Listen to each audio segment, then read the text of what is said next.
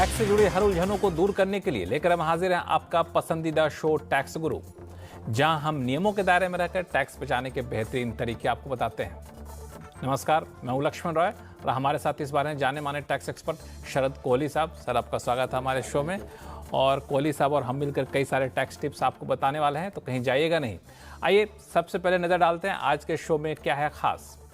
अगर आप विदेश जा रहे हैं तो क्या आपको इनकम टैक्स डिपार्टमेंट से क्लियरेंस लेना है ज़रूरी।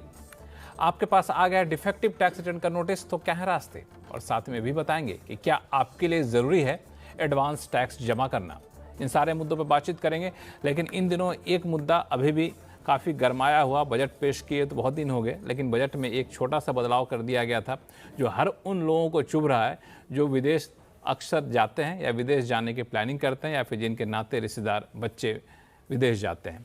दरअसल इनकम टैक्स डिपार्टमेंट से जुड़ा हुआ एक नियम में बदलाव किया गया इस बजट में, और ये कहा गया कि अगर आप विदेश जाते हैं तो कुछ हालात में आपके लिए इनकम टैक्स डिपार्टमेंट से क्लियरेंस सर्टिफिकेट लेना होगा, जिसको ITCC कहते हैं। अब लोगों के मन में कई सारी दुविधा उठ गई कि जब हर कोई विदेश जाएगा तो क्या सर्टिफिकेट लेगा क्या, या फिर सवाल ये उठता है कि हमें सर्टिफिकेट की ज़रूरत है या नहीं है।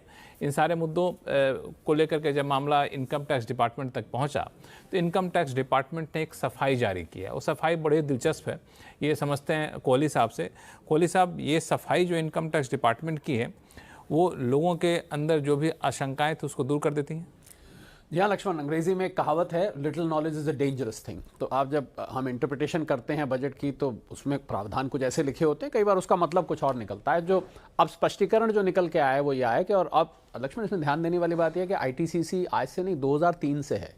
ये कोई पहली बात तो कोई नई चीज़ नहीं थी, पर स्पष्टीकरण निकल के ये आया कि केवल उन व्यक्तियों पर या तो जिनकी 10 लाख रुपए से ऊपर की कोई डिमांड खड़ी है, पहली बात। दूसरा, आपको याद होगा ब्लैक मनी एक्ट आया था पीछे, जिसमें आपको विदेशी संपत्ति वगैरह से संबंधित जो 2-3 लॉज एक साथ आए थे, उसको भी इसमें इंक्लूड कर दिया गया। यानी कि अगर मैं इसको आसान भाषा में कहूं तो ब्लैक मनी एक्ट के अंतर्गत कोई वायलेशन आपके ऊपर लगी हुई है, या आपका 10 लाख से ऊपर बकाया आयकर को है, वो ड्यू हो चुका है, और आप ऐसे में विदेश यहां से निकलना चाहते हैं, तो फिर वो डिपार्टमेंट चाहता है कि आप एक ITCC income tax clearance certificate लाएं। इसके अलावा किसी को भी ITCC की जरूरत नहीं है, ये स्पष्टीकरण आया है। कुछ मीडिया रिपोर्ट्स ऐसी आ गई थी कि हर किसी को जो विदेश जाएगा जरूरत है, तो स्पष्टीकरण बड़ा साफ है कि आपको बिल्कुल 10 लाख का ध्यान रखिए। ब्लैक मनी की वायलेशन है तो इन 2 केसेस के अलावा बिल्कुल नहीं। बिल्कुल, तो ये आपको, अगर आप विदेश जा रहे हैं तो ज़रूरी नहीं कि आपको भी ज़रूरत है इनकम टैक्स डिपार्टमेंट से ये क्लियरेंस सर्टिफिकेट लेना। और कुछ एक मामलों में ये ज़रूरी किया गया है। ये मामले कोहली साहब ने बताया कि अगर आपके ऊपर 10 लाख रुपए से ज़्यादा की टैक्स की देनदारी बनती है तब, या फिर आप ब्लैक मनी एक्ट के तहत आप पर कोई जांच चल रही है। तो इसमें एक सवाल मेरे मन में उठता है कि मान लिया जाए किसी के ऊपर 10 लाख रुपए की टैक्स की देनदारी है, उसने कहीं पे अपील करके उस पर स्टे दे दिया है। एक हालात एक अपील किया हुआ है, अपील पेंडिंग है, एक है कि स्टे लग गया हो, तो ऐसी सूरत में क्या होगा। तो अगर स्टे मिल गया है फिर तो क्योंकि स्टे नॉर्मली या तो CIT अपील से होता है या ट्राइब्यूनल से होता है, हाई कोर्ट, सुप्रीम कोर्ट, तो स्टे मिल गया है फिर कोई दिक्कत की बात नहीं है। मतलब आपके ऊपर डिमांड खड़ी हुई है और आप ऐसे में, अगर मैं इसको देसी भाषा में कहूँ, सरक जाना चाहते हैं, तो फिर डिपार्टमेंट उस पर थोड़ा एतराज करता है कि भाई कल को किससे हम वसूलेंगे। स्टे लग गया है तो फिर तो कानूनी तौर पे आपको उतने समय मिल चुका है जमा कराने। लेकिन अगर सिर्फ आपने अपील किया तब नहीं है, सिर्फ अपील पे नहीं होगा, सिर्फ उस पे बकायदा ऑर्डर कोर्ट का होना चाहिए कि ये स्टे हो चुका है, तब आप जा सकते हैं। अगर खाली आपने अपील कर दिया है तो फिर नहीं चलेगा। 10 लाख से ऊपर है तो फिर आप ITCC बेहतर है लेकर जाए। अच्छा, एक चीज बताइए कि मान लिया दोनों कंडीशन को हम फुलफिल कर रहे हैं जी, ब्लैक मनी एक्ट में है या फिर 10 लाख से ज़्यादा की टैक्स की देनदारी है, तो इनकम टैक्स डिपार्टमेंट क्या देखेगा कि देख करके हमें सर्टिफिकेट दे देगा, कि ऐसा हो कि नहीं देगा? ऐसा तो नहीं कि हालात में बिल्कुल मना कर देगा। ऐसा नहीं है कि मना हो जाता है, दे दिया जाता है। कई दफ़े उससे गारंटी ले ली जाती है, कई दफ़े बॉन्ड भरवा लिया जाता है। ऐसा भी देखा गया कि बैंक गारंटी दे दी जाती है, या आपको कुछ, अगर मैं आसान भाषा में कुछ ना कुछ आप उसके बदले में रख जाइए कि भाई कल को आप जा रहे हैं, तो अगर आप नहीं आए तो वसूली हम कहाँ से करेंगे, मोटे तौर पर। और ये भी लक्ष्मण प्रावधान है कि जब भी कोई अफसर आपसे ITCC मांग रहा है तो उसको चीफ कमिश्नर की परमिशन पहले लेनी पड़ेगी। अगर मांग रहा है आपसे और आपको लग रहा है कि जायज़ नहीं है तो आप चीफ कमिश्नर को अप्रोच कर सकते हैं। सीधा आपसे अफसर नहीं मांग सकता, बड़े सख्त बनाए गए हैं कि ऐसे आप किसी को परेशान मत करिए, चीफ कमिश्नर की परमिशन जरूरी है। तो बिल्कुल ये कह सकते हैं कि बहुत ही रेयर केस में इस तरह की सर्टिफिकेट की जरूरत पड़ेगी, तो इसलिए आप विदेश जा रहे हैं तो बिल्कुल चिंता ना करें इन सब चीज़ों की। अगर कहीं कोई दुविधा हो तो हम लोग हैं, tax@moneycontrol.com पर लिखिए। और चलते हैं, अब शुरू करते हैं सवाल जवाब का सिलसिला। सबसे पहले चलते हैं गुड़गांव, जहाँ से हमारे साथ JL गोयल साहब फोन लाइन पर जुड़ चुके हैं। गोयल साहब नमस्कार, बताएं क्या उलझन है आपके पास? नमस्कार Kohli sir, good afternoon. Good afternoon Goyal sir, हमारा एडवांस टैक्स पेमेंट की क्वेरी है जी। एंड हम एक सीनियर सिटीजन है, 74 इयर्स एज है और हमारी कोई भी बिजनेस और प्रोफेशनल इनकम नहीं है। एक हमारी LIC एन्युटी आती है एनुअली 91,000 जो अंडर सेक्शन 192 होती है, जो एज ए सैलरी होती है। और इसके अलावा हमारा फिक्स डिपॉजिट्स का इंटरेस्ट है and annual gross income is around 20 lakhs। तो हमारी क्वेरी है, एम आई एलिजिबल टू पे एडवांस टैक्स और नॉट? गोयल साहब, आपको मैं खुशखबरी दे देता हूं कि इनके ऊपर कोई भी एडवांस टैक्स लक्ष्मण नहीं लगेगा। सीनियर सिटीजन्स को ये स्पेशल प्रिविलेज है गोयल साहब कि उनको एडवांस टैक्स देने की जरूरत नहीं है। सिर्फ एक शर्त होती है एडवांस टैक्स देने की सीनियर सिटीजन को, वो शर्त होती है कि अगर आपकी income from profit and gains from business and profession होती है। क्योंकि आपने जो इनकम के स्रोत बताए उसमें मुझे कहीं profit and gains from business profession नहीं नजर आया। तो गोयल साहब, खुशखबरी आपके लिए, सरदर्दी नहीं है। आप एक ही बार जब साल के एंड में रिटर्न फाइल करेंगे उसी टाइम आप सेल्फ असेसमेंट टैक्स पे करके अपना TDS के अलावा अगर कुछ बनता है जमा करा दीजिएगा। कोई एडवांस टैक्स देने की जरूरत नहीं है। जी गोयल साहब, सबसे अच्छी बात तो है कि आपने पूरे सेक्शन का अध्ययन किया और उसके साथ आपने सवाल पूछे पूरे रिसर्च के साथ। अब तो कोई उलझन नहीं है? नहीं sir, thank you so much Kohli ji. चलिए, बहुत बहुत धन्यवाद CNBC आवाज़ से जुड़ने के लिए। और लेकिन ये छूट सिर्फ सीनियर सिटीजन को है? अच्छा, बाकी लोगों को तो देना पड़ेगा? जी हाँ, बिल्कुल, बाकी लोगों को देना पड़ता है और उसमें कोई छूट नहीं, इसलिए इसको बाकी लोग सुन रहे हैं तो ध्यान दीजिएगा, सीनियर सिटीजन है तभी इसका फायदा आपको मिलेगा। अब चलते हैं अहमदाबाद, जहाँ से राकेश मेहता साहब हमारे साथ फोन लाइन पर जुड़ चुके हैं। मेहता साहब नमस्कार, आवाज़ आ रही है मेरी? हाँ, आ रही है। हाँ, थोड़ा सा ऊँचे बोले, आवाज़ आपकी कम आ रही है मुझे। जी, मेरा सवाल है कि जैसे कैपिटल गेन अकाउंट से अपन जमा करते रुपए, तो 3 साल में कंस्ट्रक्शन कंप्लीट करना जरूरी है? क्योंकि आजकल TNC डाइवर्जन सब में टाइम लगता है नक्शा पास कराने में, तो 3 साल में कंस्ट्रक्शन करना कंप्लीट करना जरूरी है नहीं है? जी हाँ मेहता साहब, आप सेक्शन 54 की बात कर रहे हैं। इन्होंने लक्ष्मण सवाल बड़े शॉर्ट में पूछ दिया, उसका पीछे जो बैकग्राउंड था वो नहीं बताया, पर इनके सवाल से ये अंदाजा हो गया कि ये किस बैकड्रॉप में पूछ रहे हैं। बिल्कुल, सेक्शन 54 में मेहता साहब, सेक्शन 54 और 54F दो में आपको प्रॉपर्टी खरीदने पर या कंस्ट्रक्ट करने पर ये बेनिफिट मिलता है। ये हम अक्सर चर्चा करते रहते हैं। बिल्कुल मेहता साहब, आपको 3 साल के अंदर पूरा करना पड़ेगा। नक्शा पास करने में देर हो रही है या नहीं हो रही, थोड़ा सा आप अपने ठेकेदार साहब को या जो भी नक्शा पास करा रहे हैं आर्किटेक्ट, उनको बोले जल्दी करें। 3 साल के अंदर अगर आप नहीं करेंगे तो सेक्शन 54 या 54F की, आपको पता होगा 54 में कैपिटल गेन इन्वेस्ट करना होता है और 54F में सेल कंसिडरेशन इन्वेस्ट करनी होती है। अगर आप नहीं करेंगे तो ये आप इस बेनिफिट से महरूम रह सकते हैं, ये बेनिफिट आपके हाथ से जा सकता है। तो थोड़ी सी कंस्ट्रक्शन में जल्दी करिए वरना नुकसान हो सकता है। अच्छा, इसमें अगर मान लें कंस्ट्रक्शन मान लें 3 महीने 4 महीने कुछ महीने के लिए टल रहा हो, तो क्या हम एडवांस पेमेंट करके अपना दिखा सकते हैं खर्चा कॉन्ट्रैक्टर को या फिर सप्लायर को? नहीं लक्ष्मण, उसमें खर्च की बात भी नहीं है। आपको मकान का कंप्लीशन सर्टिफिकेट चाहिए। मतलब लॉ ये कहता है कि आपका मकान 3 साल में बन जाना चाहिए। तो मकान बनने की पहचान क्या है? तो देखने में कई मकान पूरे लगते हैं, अंदर मान लीजिए कोई टाइल बाकी है, बिजली का काम, तो वो कंप्लीशन सर्टिफिकेट आपके हाथ में होना चाहिए। चलिए, तो मेहता साहब और कोई सवाल तो नहीं है? एक और सवाल है कि जैसे अगर एग्रीकल्चर डाइवर्टेड लैंड है तो उसको अपन एग्रीकल्चर इनकम दिखा सकते, नहीं दिखा सकते? डाइवर्टेड लैंड से शायद आपका मतलब agriculture change of land use जो होता है, कन्वर्टेड लैंड से है। तो बिल्कुल, अगर आपने उसको एग्रीकल्चर लैंड करवा लिया है चेंज करके, बिल्कुल आप उसको एग्रीकल्चर लैंड दिखा सकते हैं, इसमें कोई दो राय नहीं है। जो भी आप वहाँ फसल उगा रहे हैं, पर यह ध्यान रखिएगा कि फसल वगैरह वहाँ होनी चाहिए। कुछ लोग क्या होता है, आपको नहीं कह रहा मैं, मेहता साहब को नहीं कह रहा, कुछ लोग क्या करते हैं, एग्रीकल्चर लैंड खाली होती है, उस पर कोई भी फसल दिखा दी तो आपकी बाकायदा वहाँ फसल होनी चाहिए, उस पर बुआई होनी चाहिए, उसकी कटाई होनी चाहिए, उसकी बेच होनी चाहिए, मंडी रसीद होनी चाहिए। बिल्कुल आपका इन प्रिंसिपल आंसर यस। चलिए, उम्मीद करता हूं कि आपके सारे सवालों का जवाब मिल गया होगा मेहता साहब। आगे भी कोई उलझन हो तो लिखिएगा tax@moneycontrol.com पर। अब लेते हैं अगला सवाल दिल्ली से, जहां से धर साहब हमारे साथ फोन लाइन पर जुड़ चुके हैं। धर साहब नमस्कार। नमस्कार जी। बताएं क्या उलझन है आपकी? एक जनरल कंसर्न है थोड़ा सा। एक हाँ, तो हाँ। ये है कि भाई 7 करोड़ हमारे टैक्स पेयर्स हैं और क्वेश्चंस भी उतने बड़े होंगे। आपका ये एक सेशन हफ्ते में बहुत कम है। अच्छा इसको जरा प्लीज बढ़ा दीजिएगा, कम से कम 2 सेशन होने चाहिए। तो जी बिल्कुल, आप आपकी बातों को हम लोग गंभीरता से लेंगे और इसको हम लोग एक कॉम्प्लीमेंट के तौर पर भी ले सकते हैं। क्यों बिल्कुल, कोहली बहुत साहब? अच्छी बात है कि इतना आप हमारे शो को पसंद करते हैं कि आप चाहते हैं कि 2 होने चाहिए। बिल्कुल, आगे बताएं आप। एक्चुअली मैं खुद इनकम टैक्स रिटर्न्स भरता हूँ अच्छा। और अभी 77 ईयर्स का हूँ। अरे तो मुझे आपके इस प्रोग्राम से बहुत मदद मिलती है, क्योंकि हमारे सीए वगैरह गुमराह करते हैं अपने पैसे के लिए। तो मेरा क्वेश्चन 2 क्वेश्चंस हैं। पहले एक क्वेश्चन मैं ले लेता हूँ। एक जी। हमारा हाइब्रिड म्यूचुअल फंड्स हैं, जिसमें कि हमारा इक्विटी कंपोनेंट ये 3 होते हैं। इसमें एक का तो 65% से ज्यादा इक्विटी होता है, तो जिसको हम शेड्यूल 111, 112 में इसका इनकम टैक्स का हिसाब किताब करते हैं। तो 2 और हैं जो कि एक में 0 से 35% तक इक्विटी कंपोनेंट होता है और दूसरे में है 35 से 65। तो ये डेप्थ ही थोड़ा सा माना जाता है, इक्विटी इसमें है। इसकी टैक्स ट्रीटमेंट क्या है और इसका किस शेड्यूल में है? हमने इसका गेन जो है इसमें रिपोर्ट करना है। ITR 2 होता है हमारा।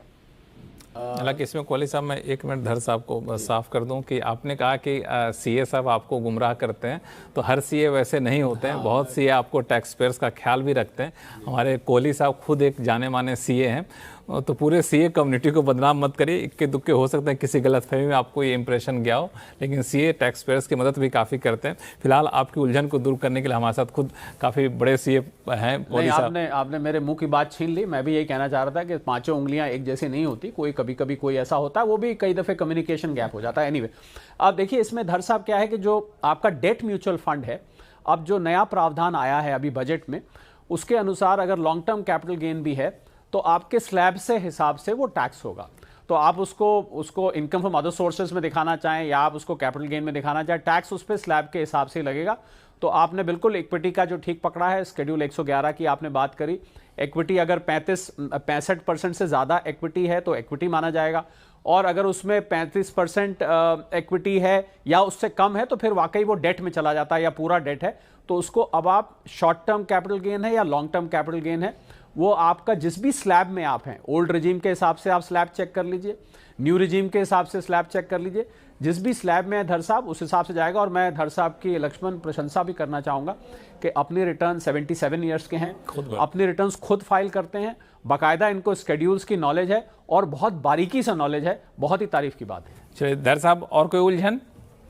इसमें एक और चीज है। एक तो ये है कि भाई ये जो 65% से कम वो भी डेट माना जाता है, मतलब हाइब्रिड डेट वो डेट माना जाता है, उसको भी यही ट्रीटमेंट है। मतलब 0 से 65% जिसमें आपका मतलब डेट है तो वो वही माना जाएगा, कोई प्रॉब्लम नहीं है। 65 से ऊपर अगर इक्विटी है तो वो 112, 111 में जाता है। जी बिल्कुल आपने ठीक पकड़ा कि 35% से, जैसा कि मैंने कहा 35% से कम इक्विटी है या डेट 65% से ज्यादा है तो वो फिर डेट ही माना जाएगा। बिल्कुल आपने ठीक पकड़ा। और अगर इक्विटी है तो 112A का जो बेनिफिट मिलता है 1,25,000 का, वो आप ले सकते हैं। चलिए, तो धर साहब को जो के सवालों का जवाब जो कोहली साहब ने दिया वो सिर्फ धर साहब के लिए नहीं बल्कि कई सारे लाखों टैक्स पेयर्स हैं जिनके लिए जानना बेहद ज़रूरी था। बहुत बहुत धन्यवाद धर साहब हमसे जुड़ने के लिए, क्योंकि आपने न सिर्फ अपनी समस्याएं सुलझाएं बल्कि वैसे बाकी टैक्स पेयर्स की भी समस्या सुलझाने में काफ़ी क्लैरिटी दिला दिया इन्होंने। चलिए, आगे भी कोई सवाल हो तो हमसे संपर्क करिएगा। और फिलहाल वक्त है छोटे से ब्रेक का। ब्रेक के बाद बताएंगे कि अगर आपके पास भी आया है डिफेक्टिव टैक्स रिटर्न का नोटिस तो क्या है रास्ते, बताएंगे छोटे से ब्रेक के बाद।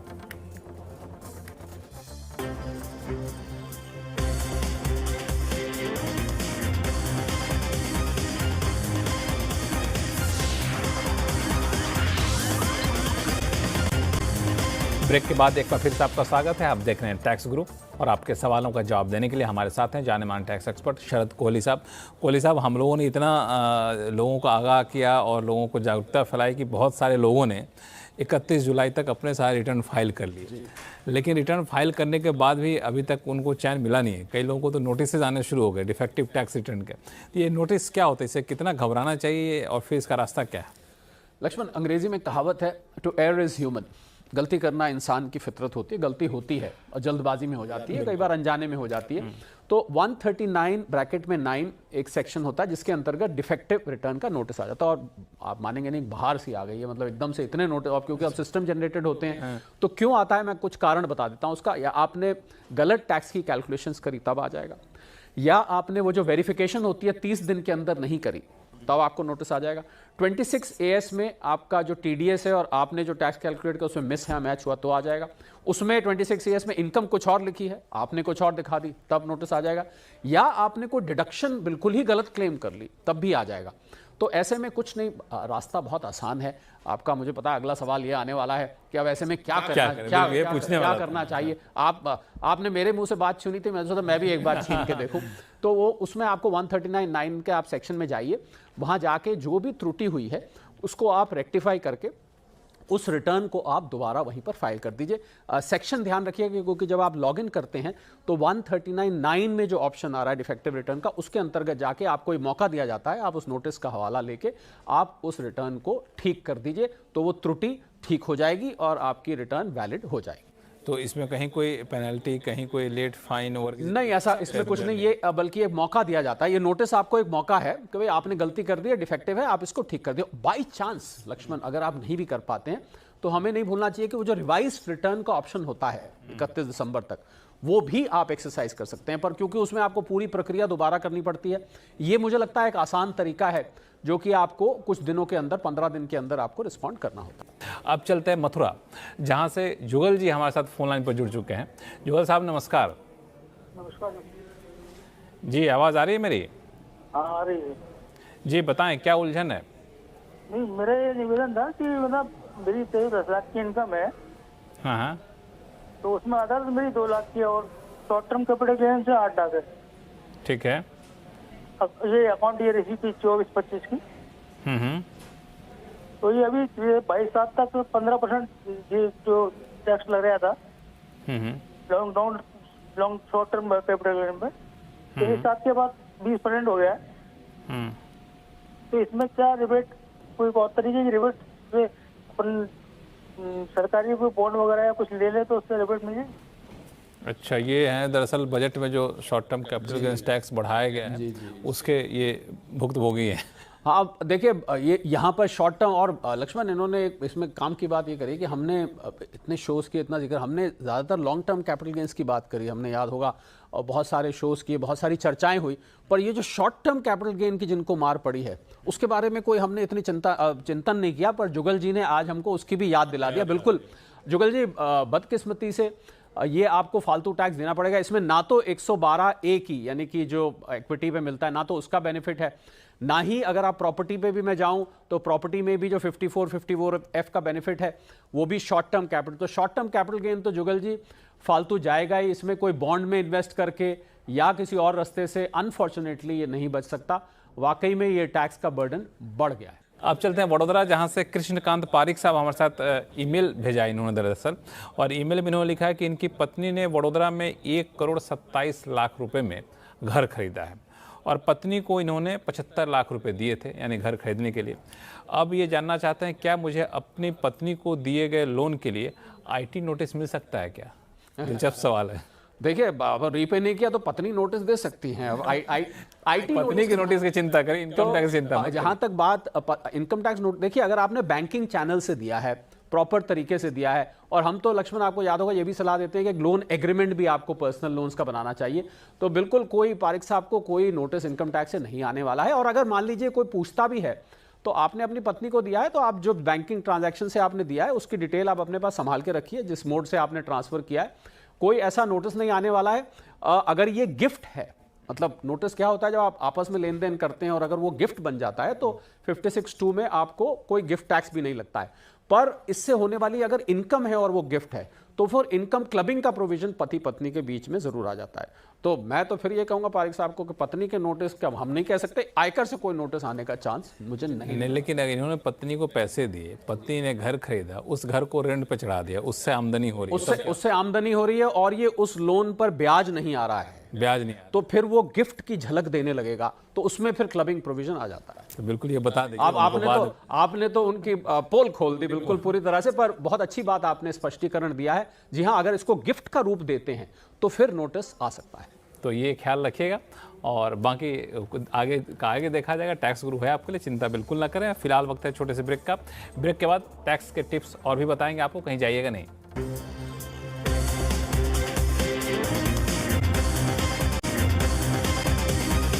ब्रेक के बाद एक बार फिर से आपका स्वागत है और अब चलते हैं सीधा हरियाणा, जहां से सुशील खुराना साहब हमारे साथ फोन लाइन पर जुड़ चुके हैं। सुशील जी नमस्कार। नमस्कार सर। बताएं क्या सवाल है आपके पास? मेरा जीएसटी रिलेटेड क्वेश्चन है एक। मैंने अपना जीएसटी नंबर कैंसिल करवाने की एप्लीकेशन दी थी 8 अगस्त 2022 में। ठीक है, 8 अगस्त 2022 में एप्लीकेशन दी, उसके बाद मेरा नंबर सस्पेंड हो गया और 8 अगस्त 2022 से लेकर 13/2/2024 तक कोई रिस्पॉन्स नहीं आया डिपार्टमेंट से। ठीक है, 13/2/2024 को एक मेल आती है जिसमें कहते हैं कि आपकी कैंसिलेशन एप्लीकेशन में रिजेक्ट कर दी है और मेरा नंबर इन्होंने एक्टिव कर दिया और मुझे कहा कि आप पिछले 19 महीनों की रिटर्न भरो, RC 3(1) और 3B। तो मैं डिपार्टमेंट में ऑफिस में गया, वहाँ उन्होंने कोई प्रॉपर रिस्पॉन्स मुझे दिया नहीं और ऐसे करके महीना 1.5 महीना बीत गया ऐसे। फिर उनका मुझे शो का नोटिस भी आया 12/2/2024 को। उसको उन्होंने 1 महीना मुझे टाइम दिया था रिप्लाई करने का।